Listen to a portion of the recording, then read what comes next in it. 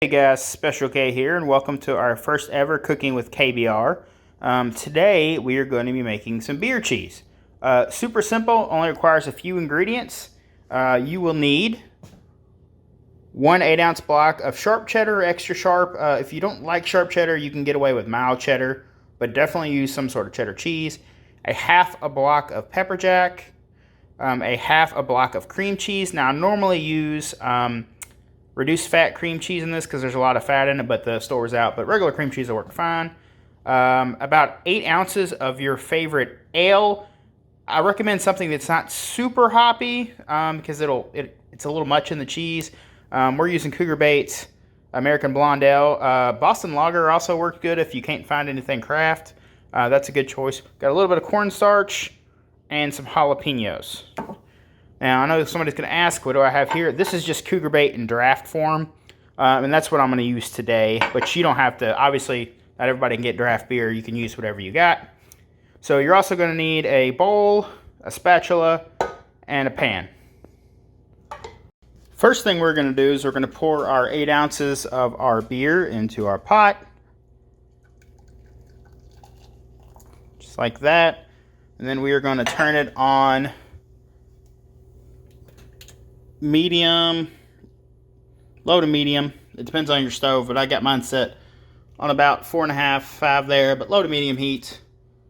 And then while that is heating up, we are going to cut the cheese. You want to cube your sharp cheddar and your pepper jack. I'll spare you guys my knife skills. So I went ahead and cubed my 8 ounces of sharp cheddar and my 4 ounces of pepper jack. And then I put some cornstarch in the bowl there. That's probably 2 or 3 tablespoons. Then we're just going to lightly coat the cheese in the cornstarch. The reason we do that is the cornstarch, when you add it directly to the cheese and beer there, it tends to clump up. But if you put it over top of the cheese, as the cheese melts, the cornstarch will get mixed in easier. So that is why we're tossing the cheese into the cornstarch. Have our cheese coated in cornstarch, and remember, you don't have to get it perfect. You're just putting a light dusting.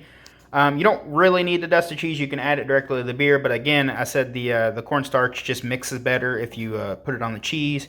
And we have our cream cheese still, but we're going to put that in later because it's a super soft cheese.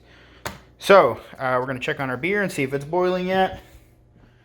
It's going to be a little fizzy because it's carbonated. You don't want it to be a rolling boil. You just want it to barely start boiling. And then you're going to add your cheese. Now, we're not quite there yet, so what we're going to go ahead and do while we're waiting for our beer to get warm is we're going to go ahead and cut up some jalapenos. Now, we are using organic pickled jalapenos. You can use fresh jalapenos if you want. I think the pickled ones add a nice acidity to the beer cheese, and I think they help out a lot. Add as many or as little as you want, or you can skip them all together.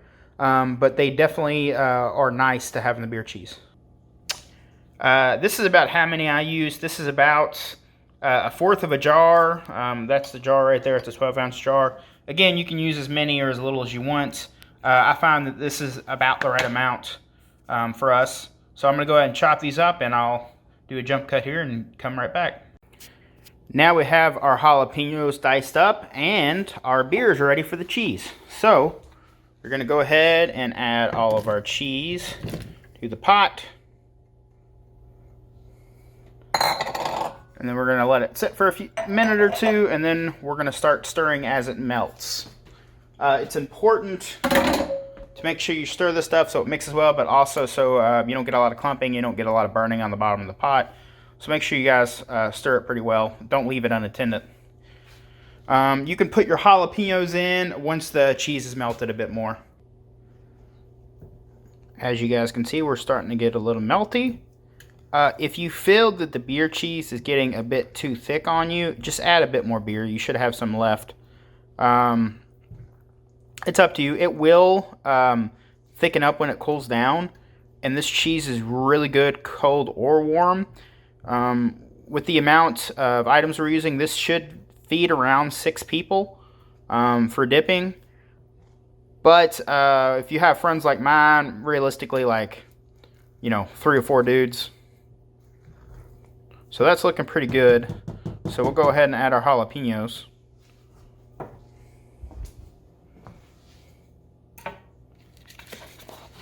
So there's our jalapenos. Just going to pour them in there.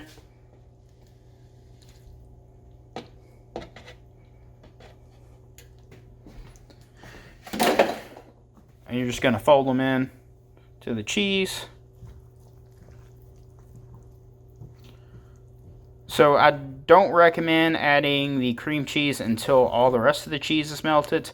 Cream cheese is really soft, so it really doesn't need to be cooked a long time like this cheese does. Well, not really a long time, but not as long to melt. So this is about melted all the way. We're going to give it a few more minutes, and then we'll add our cream cheese.